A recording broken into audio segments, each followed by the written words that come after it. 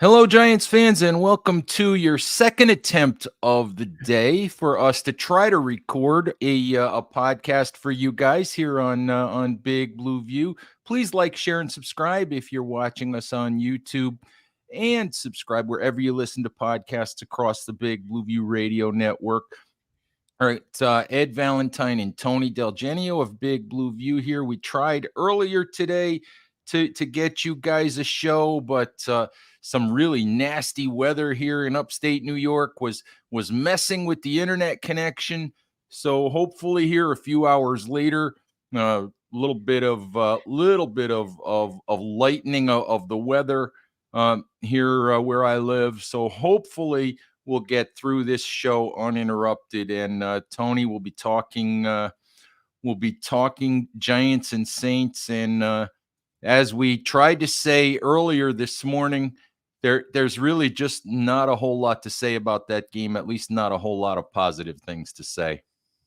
No, not a lot. I found it pretty disheartening on both sides of the ball to see how ineffective the team was, and as I've looked into it more over the course of the day with PFF grades coming out and things like and looking at the stats from the game and so on and so forth, I feel a little bit better about things on the offensive side of the ball, not so much on the defensive side of the ball, but still, any way you look at it, it was a bad game for the Giants. It was a game that I think many people certainly expected the Giants to at least be competitive in, if not win, and really by the second half they weren't competitive at all. No, let's put it this way, Tony. The entire Big Blue View staff drank the Tommy DeVito Kool-Aid. Everyone on our staff who picked the game using the Tally Site app that we use to post our predictions, every single one of our Big Blue View writers, including you and I, of course, picked the Giants to win that game, and we don't look real good having done that.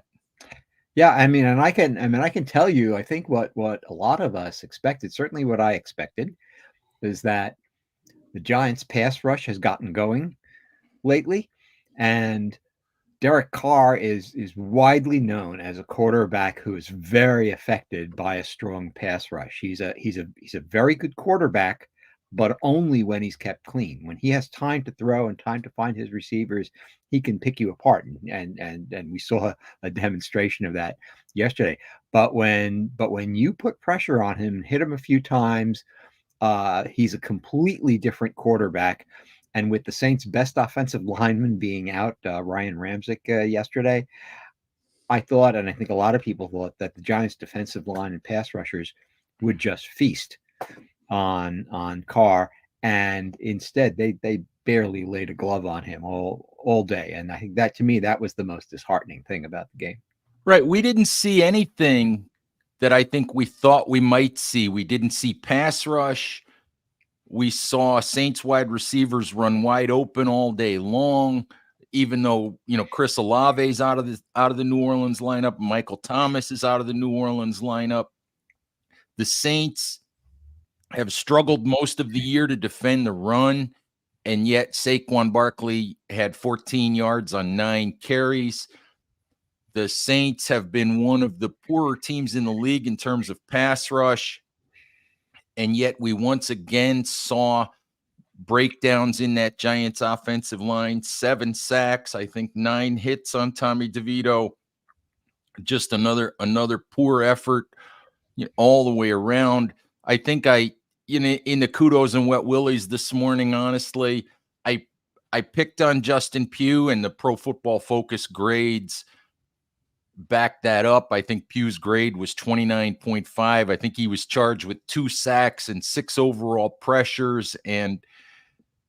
But by and large, I just said, look, the entire offense deserves a wet willy, and so does the defense deserve a wet willy. Just about the only player on the entire team who didn't deserve a wet willy yesterday was Jamie Gillen, who, give him props for making a 40-yard field goal, filling in for Randy Bullock, but really nothing worth praising other than Gillen's effort on Sunday. Yeah, and you have to give Gillen credit not just for making the field goal, but 40 yards, and he drilled it right down the middle. It would have been good from longer, much longer than 40 yards too, and it was a nice looking field goal. So that made me feel good at least. But I mean, you talked about the performance of the offensive line, and I think obviously Justin Pugh's day was terrible, and you didn't even have to be paying close attention to notice that. I mean, you saw the stunts that they were running his way that he failed to pick No. up. You saw one play where he just got pushed back into Tommy DeVito by the defensive lineman. You could tell he was having an awful time. It turns out though that of those 7 sacks that Tommy DeVito took, PFF only blamed the offensive line for 3 of them, 2 of them on Pugh and one of them on John Michael Schmitz, who didn't have a very good day either. Uh, but they attributed, I think, 4 of the 7 sacks to DeVito himself, which means they thought that he was holding on to the ball too long, not getting rid of it. And in fact, on the plays where he was pressured, PFF says his average time to throw was 3.59 seconds. And so you can you have to guess right now until people look at the film and try to diagnose what the Saints were doing defensively to him. But either he wasn't seeing open guys, or the Saints were giving him looks where he was confused and it looked to him like no one was open when maybe there were players that were open. We don't know the explanation for it, but whatever the reason, he was just holding on to the ball too long yesterday. Right. Let's talk about both of those topics, Tony, and let's start with Tommy DeVito. And Brian Dable was clear Sunday after the game and again this morning that DeVito is going to remain as the starting quarterback. Now, I think that's the right decision. I think that we've seen and we already know it would be very, very surprising if the Giants don't move on from Tyrod Taylor at this point. If they were going to go back to Tyrod Taylor, I think you would have done that a couple of games ago when he came back and when there was at least some semblance of reality to the idea that the Giants might make a playoff run. To me, at this point, it makes no sense to go back to Tyrod Taylor. I think the Giants have telegraphed that Tyrod Taylor is not in their plans for next year. Yeah, I I agree think, with that. yeah, But I think we don't know if Tommy DeVito is part of their plans next year, despite the 3 weeks of DeVito mania, DeVito magic, all of that. There's a lot of advanced stats that will tell you that DeVito, despite winning some games, hasn't played all that well. The QBR is pretty poor. The time to throw is pretty poor. The Giants have protected him in a lot of ways by not asking him to do a whole lot. He made some big throws against Green Bay in that game. But I think the Giants at this point, they have to keep running him out there to find out if he can be part of their quarterback room in 2024. You agree with that? You agree with that? I agree with that completely. And I really feel bad for Tyrod Taylor because Tyrod Taylor's a nice quarterback. He's been a starting quarterback in this league. He took Buffalo to the playoffs one year. He was the starting quarterback for the Chargers and lost a job only because a doctor punctured his lung with a shot before a game. And Justin Herbert took over, and that was the end of that story. So yeah, in some ways, Tyrod Taylor has just not gotten a fair shot in the NFL as long as he's been here. I mean, he's played a lot, but he's rarely really just been able to stake his claim for an extended period of time as a starting quarterback, and he does a lot of good things. But if you are looking at this from the Giants' point of view, then in my opinion, number one, since now we're well back into the heart of the top 10 with the Giants' first draft pick at the moment, unless they do the unbelievable and win one of their games against Philadelphia. They're probably going to stay within the top 5 or 6 or 7 picks. We don't know what Joe Shane and his staff think of the quarterback prospects that are out there to be drafted this year. But let's assume that there's more than just two of them that they like. Let's assume that even if Caleb Williams and Drake May are gone, there's still a couple of others, whether it be Jaden Daniels or JJ McCarthy or Michael Penix or whoever, right? Assuming that, I will be shocked if the Giants don't draft a quarterback in the first round this year myself. And to me, they have to go into 2024 with a high draftee, with Daniel Jones, whom they're tied to next year regardless, because of his contract. And then they need a third quarterback, and they have to see whether Tommy DeVito could be that third quarterback or even that second quarterback, right, for the future. Tyrod Taylor won't figure into that if for no other reason than because he costs too much, and you don't want someone outside your starting quarterback to be making $5 million if you can avoid it, or whatever he would command next year. So I think they have to go into next year with three quarterbacks and zero certainty about any one of them. But the longer they play DeVito this year, the more certainty they can start to have about what he might and might not be able to be.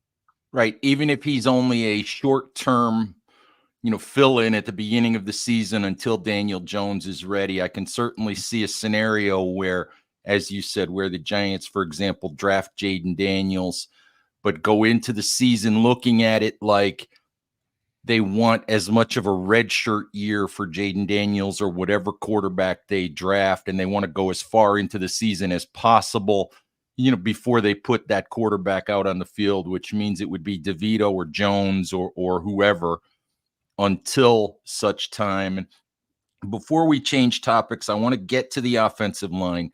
I just want to say this quickly about Tyrod Taylor. Like you, I feel bad for Tyrod Taylor. Tyrod Taylor did only one thing wrong this year. Tyrod Taylor broke 4 ribs trying to run for a first down. And that's the only thing he did wrong this year.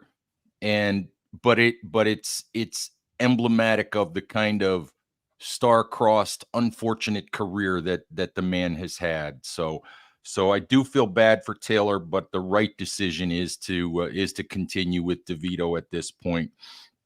Tony, let's talk about the offensive line a little bit. Obviously, disappointing for performance on Sunday. Step back from the week before when they didn't give up any sacks, when they didn't give up more than a couple of pressures. Obviously, as you said, Pro Football Focus maybe didn't grade the performance as badly as the eye test might have graded it, as badly as 7 sacks said that they played. And yet, when you look at that performance, it just points out some of the decisions that the Giants have to make next year. We know they have a decision to make about Evan Neal. We know, Ben Bredesen, who is a good player, and I think a guy who could be, if he was your first guy off the bench, as your first interior guy, as your kind of swing guard and backup center, I think that's a really good place for Ben Bredesen, but I'm not sure he's a 17-week starter. I look at Justin Pugh, and I like Justin Pugh as a person. I really do. I think that Justin Pugh has been a net positive for the Giants simply because he's brought some stability. He's brought some leadership to that room. But the brutal reality of it is Justin Pugh has not played all that well. He's still a 33-year-old guy. He'll be 34 next year. He's still coming off a major knee injury. And you have to look at Justin Pugh. And as I said in the Kudos and Wet Willies on Monday morning, I can't advocate right now for Justin Pugh, who has a 1-year contract. I can't advocate for him to be part of this team next year.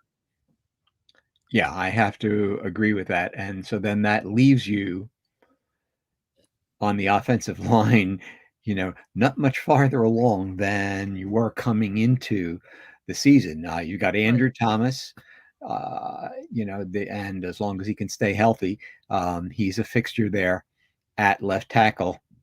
You've got John Michael Schmitz, who's been up and down during the year. He had far from his best game yesterday, but I'm bullish about him longer term. I think he's going to grow into the position. I think he does enough good things out there that he'll be solid at center, and that the Giants should just kind of forget about that position for at least a year or two, and give him a chance to develop. It still leaves you 3 out of the 5 positions on the offensive line that are totally up in the air. And unfortunately, one of the many things that injuries do to you is that they prevent you from evaluating players that you want to evaluate. And this is the problem with Daniel Jones, is that they wanted to evaluate him fully this year and see, what could they really get out of him. And now they won't be able to answer that question until next year. With Evan Neal, they wanted to see if he could improve from his terrible rookie season. And while he was out there, he certainly didn't show signs of improving. But now, having missed so many games with another ankle injury, and who knows when he's going to get back on the field, do you really want to put him out there his first time back against the Philadelphia Eagles? Well, I don't know if that's what you want to do. And so they really are in a quandary with the offensive line, and it's hard to tell how much of it is the coaching. It's hard for me to believe some of it's not the coaching, since where have you seen improvement by any player on the offensive line over a 2-year period? And I don't think I can say I've seen improvement really anywhere. So I have to think they have to go elsewhere for a coach, but I also think probably they're going to have to acquire at least one new tackle and one new guard during the off season. I agree with you that Bredesen is better suited as like the swing guard, as you say, or the swing guard and center, if you want, rather than one of the starters. But again, you still have to find 3 starters somewhere from that group, and so it's a tall order that Joe Schoen faces. Absolutely. And the other part of, injuries and all of that we've talked about, it's another lost year for Josh Ezeudu. Marcus McKethan lost his entire rookie year and showed this year that in the time that he did play, that missing that year hurt him.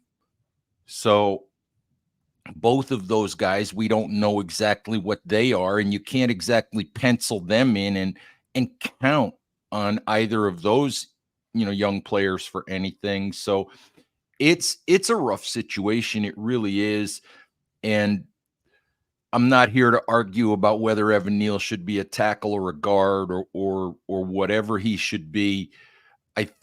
All I've said next year is that wherever they're going to put him, he should be in a competitive situation for that job. Yeah. Whether they're going to put him inside or outside, just make him compete for the job. And the only certain thing once the season is over is that Joe Schoen get Tyree Phillips signed to a contract for 2024, so that they at least know that they have a backup option at right tackle, that then gives them the freedom to do other things. And if things don't work out and you have to go into the season starting Tyree Phillips at right tackle, well, it's not what I would prefer, but it at least gives you an option. I mean, he's at least kind of acceptable there. He certainly isn't the guy I want as my starter. He's somebody I think would be perfectly fine being the swing tackle on that line. So geez, get him signed to a contract for 2024. No, I agree with that entirely. To me, Phillips is an adequate player at best. And the thing that I never understood about cutting Tyree Phillips is I'm not sure Tyree Phillips can play left tackle. I mean, he's a big guy. He's not exactly, his footwork isn't exactly great. I'm not sure you want him over at left tackle. But Tyree Phillips has experience at both guard spots. He's a guy who can back up at 3, maybe 4 positions, do a decent job as a fill-in. I never understood that. But you're right. I don't want Tyree Phillips as a week 1 starter who you look at and say he's my 17 game answer at right tackle, because I don't think that's a good recipe long term. Yeah, and I think I think they still need so much help on the offensive line that there's got to be a combination of free agent signings and draft picks that's going to have to happen. Um, I I I think they have to. I mean, offensive tackles are hard to find in free agency because the good ones are going to really cost you a lot if they even get to free agency. So I think they're really going to have to use a draft pick. I don't want to see them use day one. I don't want to see them go offensive tackle in round one. But when they get to round two, I kind of think, since they have two picks in round two, making one of those an offensive tackle would be far from the worst idea in the world. And then maybe sign a guard as a free agent during the offseason, and then draft a guard on day three or something, something along those lines, or even in round three or something. But I think they really do need to take another big swing at the offensive line during the offseason, and not excluding getting a new offensive line coach. Tony, let's talk a little bit about the final 3 games of the season for the Giants. Obviously, 2 of those against the Eagles, and we don't know if the last one is going to mean something for the Eagles, although the way the season is shaping up, it probably will. Is it 2 games against the Eagles, 1 against the Rams, who are fighting for a playoff spot? There's a distinct possibility that the Giants are going to wind up at 5-12, not winning another game this season. But when I look at the last 3 games, I get asked all the time, well, shouldn't the Giants play more young players? Shouldn't they be giving the young guys a chance at this point, because the season's pretty much lost? And I keep going back to uh, a stat that they call snap weighted age. And if you go by that, the only team in the league playing a younger roster than the Giants is the Green Bay Packers. But in my mind, there's still maybe a couple of young players over the last 3 games that we could see more of, or that would benefit the Giants to see more of. I'm thinking about Trey Hawkins, who was up and down at cornerback, but let's be realistic. I love Adoree Jackson. He's a good dude. He's a pretty good player, but I think he's entering his age 29 or 30 season next year. I would be shocked if the Giants pay Adoree Jackson the kind of money that Adoree Jackson's going to want this offseason. They're probably going to be looking at a cornerback to replace him. I think they're good with Tay Banks. They're good with Cordale Flott. They're going to need somebody on the outside. I think it would behoove them to play Trey Hawkins some down the stretch. I think it would be a good idea to see more of Jordan Riley, defensive tackle, down the stretch. He played about 30% of the snaps this week. I'd like to see that continue, if not rise a little bit. We talked a little bit about Marcus McKethan. Maybe with the guard situation that the Giants have, maybe it wouldn't be a horrible idea to get him back into the lineup and see if he's made some progress since the beginning of the year. The only other one I can think of, to be honest with you, is Eric Gray. I wouldn't mind seeing Eric Gray get Matt Breida's snaps over the last 2 or 3 weeks. See if Gray can show you anything that gives you an indication he can be part of the backfield rotation going forward. Because right now I'm not sure.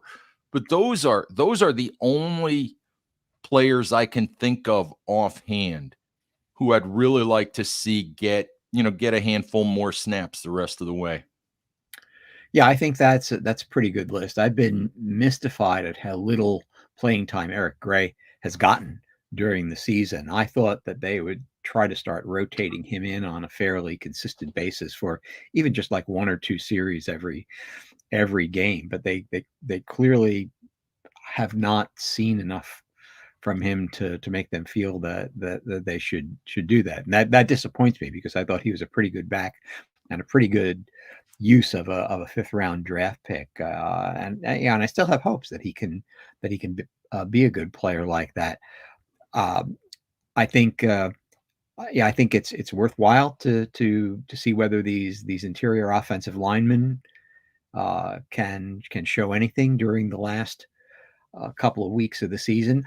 They've got nothing to lose because for all of the hand-wringing about the Giants' pass protection, the Giants' run blocking has been absolutely terrible this year. I mean, one of the things that wasn't talked about too much about yesterday's game is that the Saints' defensive line was supposed to be not good at all against the run, and they just like stacked up the Giants every time the Giants tried to run the ball. And when Saquon Barkley's getting, what is it, 14 yards on 9 carries against a line like that, that's telling you that the run blocking is just terrible. And that's a problem for a team like this that doesn't have an explosive passing offense at the moment. That type of team is supposed to win games by ramming the ball down your throat and then taking opportunities to pass when you get the defense creeping up to the line to try to cut off the run. But the Giants are just not able to run effectively against the majority of teams that they play. And so that's another mystery to me as to why they're not a better run blocking team. And well, can a back like Eric Gray show anything when you don't have a line that can open holes for him? I don't know the answer to that, but I still think it's worth giving him a few shots to see whether he can take advantage of what might be, not very large holes to get through. One of the interesting things about the Giants and run blocking, I know that that's something you've been talking about for a good chunk of the season, and it's absolutely a worthwhile topic. But I think one of the things to remember also is that that's always been the kind of back that Saquon Barkley has been. Always a lot of nothing, nothing, nothing, nothing, and then boom, one or two big plays, and all of a sudden he's got a 5-yard per carry average in a game when the great majority of his carries went for nothing.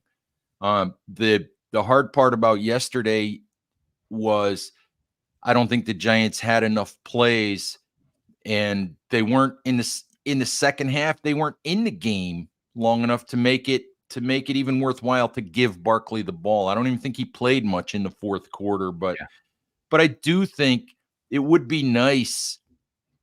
I do think, the run blocking isn't what it needs to be, but I also think sometimes that's just what Saquon is. He's just a guy who's going to get a lot of nothing and then break a big one for you. One thing before we get off the offensive line topic, actually two more things.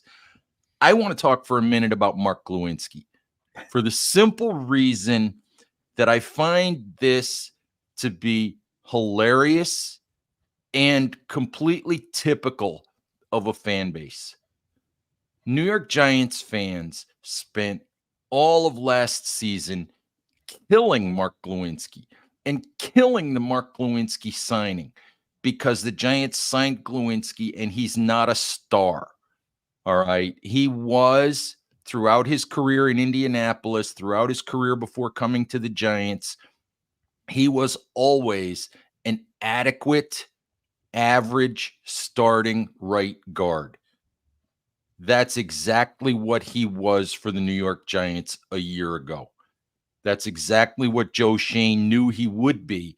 And that's what Joe Schoen had the money to pay for. He didn't have much money in free agency. He was left a salary cap mess by Dave Gettleman. He couldn't go out and sign top of the market.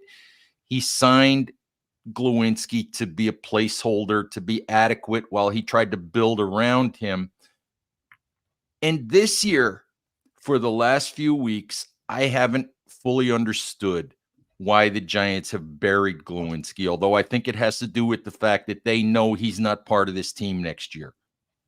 But what I find, the only thing I was going to say, Tony, that I find hilarious is week after week now, what I'm seeing in the comments at Big Blue View and what I'm seeing online is the Giants' offensive line sucks. Why have they buried Glowinski?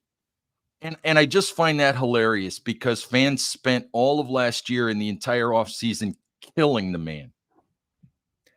Yeah, I agree with you on Glowinski, and I think the problem with Glowinski is that his reputation in Indianapolis was that he was a good run blocker, but a less than good pass blocker. And I think you saw that in his first season with the Giants, that he pretty much played to that reputation.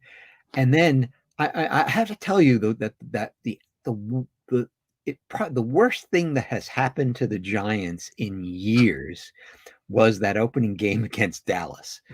I mean, I think it like knocked the whole season off kilter for them. And one of the things about that game was that Kolowinski was just terrible in that game. I mean, he just could not pass block to save his life in that game against the Dallas defensive line.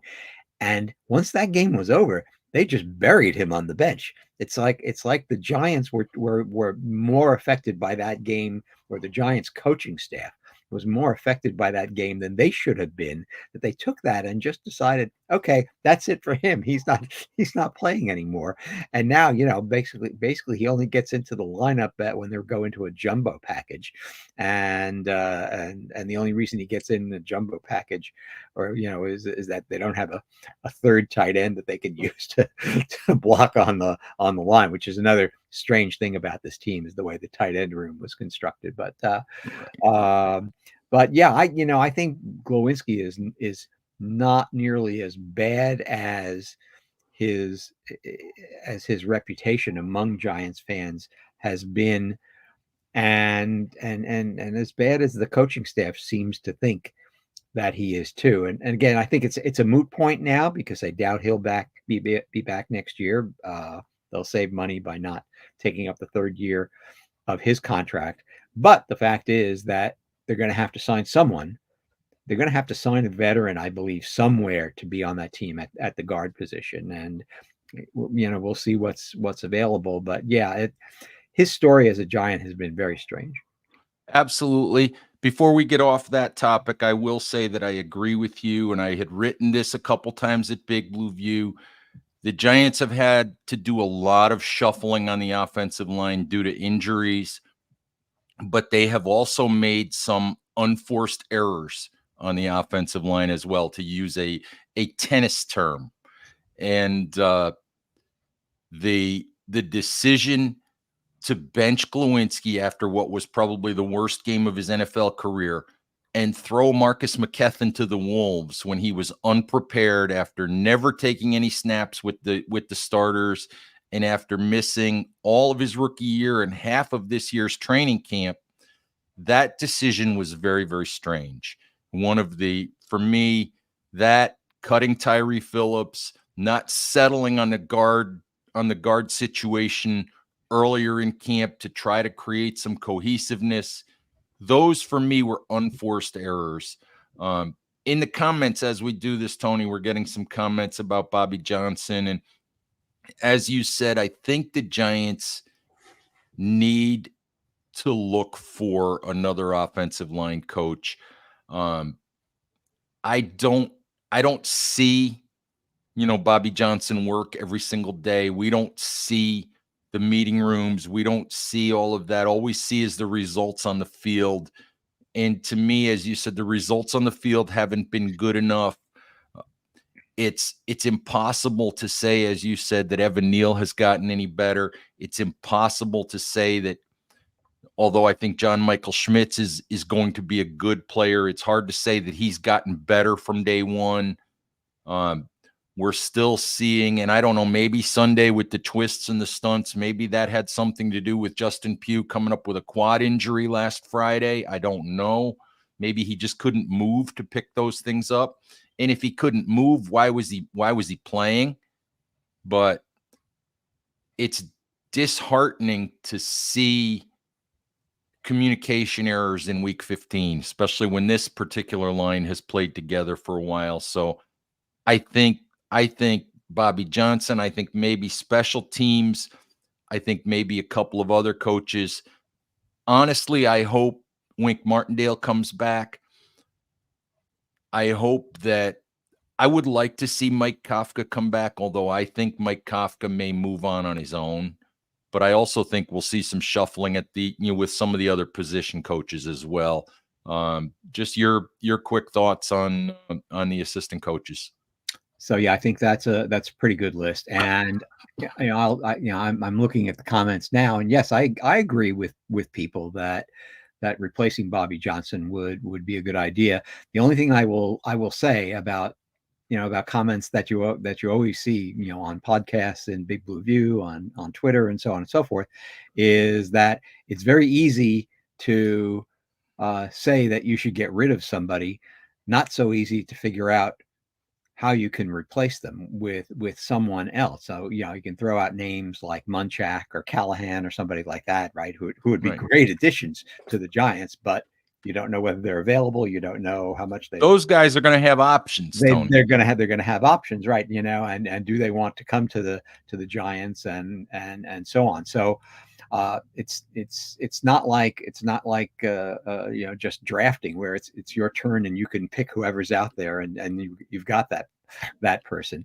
And so we don't know what's going on behind the scenes. We don't know who they might be thinking about, if they are thinking at all about getting a new offensive line coach. I have to admit that if you're going to make an argument to keep Bobby Johnson, I don't know what that argument is, because I don't think there's anything that you can point to from his 2-year tenure with the Giants that suggests that he's doing a good job. Because as I said, I don't think there's been any improvement of any offensive lineman during his time here. And to me, that's an indictment of his performance. It's an indictment of someone's performance, right? If you have a line that's that bad for 2 years and doesn't seem to be getting better, then you either have to indict the offensive line coach or you have to indict the general manager who put together the offensive line. And so, Joe Shane has seemed to manage to do some good things at other positions with draftees. And so does he just have blinders on when he and his staff try to evaluate who'd be a good offensive lineman? Probably not. So I think the most likely culprit here is the offensive line coach. So I'm all for getting a new one. It's just that it's not that easy. You have to find someone good who will take the job. And I certainly hope that they do, because I feel that the offensive line has held this team back for years, more than any other aspect of the team, including quarterback. And again, as I said earlier in the pod, I absolutely believe the Giants should draft a quarterback in the first round if they have the opportunity to take one that they think is promising. But I still think that until they fix the offensive line, even a really good quarterback is not going to show out for them. Absolutely. I get asked all the time why the Giants haven't been able to fix the offensive line. And the reality of it is, it's not that easy. The Giants have drafted guys in the first round, in the second round, in the third round. They've brought in some free agents. They've made some mistakes with some of the free agents that they brought in. But they've also had injuries. Weston Richburg was short-circuited by injuries. They've had situations where we're talking about coaching, but we've had situations where every 2 years there's a new head coach. There have been 3 general managers over the last several years. And what happens when you have all of that is you have turnover. You have constant change in the coaching staff. Sometimes you're able to get the assistant coaches that you want. Sometimes you're not. Sometimes you end up with whoever happens to be available. You may not always have the coaching staff that you want. And as you can ask Andrew Thomas, every time you get a new offensive line coach, you get a coach that wants different techniques employed. So you're constantly asking for something different. You're constantly looking for something different from your players. You don't have that continuity. And, a lot of this you may be able to lay it at the feet of Bobby Johnson. But the problem is if you're not 100% sure of who you're bringing in as Bobby Johnson's replacement, you are once again asking your offensive line to learn something different. Yeah. Yeah. But this is naturally the situation they're stuck in. I mean, I think if they go to camp next year with Bobby Johnson still as the offensive line coach, the questions are going to be as big as they are now. The only thing I can say is that since they will have some free agent money to spend this year, it wouldn't surprise me if the offensive line is a place where they now spend a significant amount of money for the first time during the Joe Shane era. I mean, as you say, they they got Glowinski because he was about as much as they could afford with the limited ability he had to spend. But this year, if there's someone in the, let's say, $10 to $15 million range for an offensive lineman that could be signed, somebody like Kevin Zeitler, who Dave Gettleman didn't want to pay I think it was $12 million to in order to keep as a Giant. What would the Giants look like with Kevin Zeitler? That was an unfortunate one. I think that was one of those, if I remember correctly, that was one of those cap deals where the Giants just didn't have a whole lot of choice. But it was weird because Kevin Zeitler has played really, really well for the Baltimore Ravens for 2 years. And it's, hindsight is always 2020, Tony. And you look at Kevin Zeitler, before he came to the New York Giants, he was a terrific guard. Since he left the New York Giants, he's been a terrific guard. While he was with the New York Giants, he looked like a player who was beginning to slide. Is that on Kevin Zeitler? Is that on the offense that the Giants ran? Is that on the coaching and the schemes that were in place? I don't know. I couldn't blame Dave Gettleman at the time for letting Zeitler go, as a cap move, because he looked like a player who was on the backside of his career and wasn't worth that kind of money. But he certainly has made that move look bad. It certainly looks foolish for the Giants to have let a player like that go. But it's just one of those deals. Was that on the way the Giants were coaching the offensive line at the time? Who knows? And then the other thing I wonder, is how much, especially an interior, well, let's say anyone, but how much an offensive lineman's play is affected by the play of the guys on either side of him, right? Absolutely. And so let's assume that John Michael Schmidt's going into year 2 is developing into a solid center, and then you've got Andrew Thomas next to him. Well, whoever the Giants plop down at left guard next year probably shouldn't have that as too much of an excuse. And so you'd hope that with good coaching, and if you find the right player, they could at least stabilize that side of the line. And the right side obviously is a bigger question, since you don't even know what the situation is at right tackle, much less right guard going into next year. But whatever it is, obviously the clock is ticking, right? And so after their first season, Dable and Shane had a tremendous amount of equity that they could spend, since they totally outperformed expectations. Now, after this year, that equity has been eaten up to a considerable extent.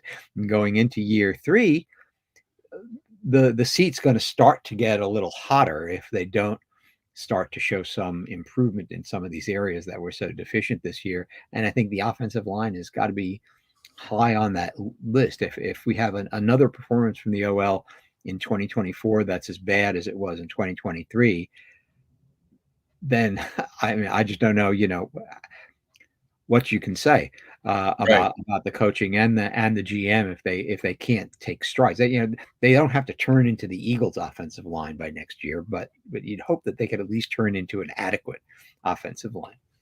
Right. Dan Hatman of the Scouting Academy, who's a friend of mine, always says what you really need on the offensive line are 3 studs and the ability to have enough good to, decent players at the other 2 spots to fill in.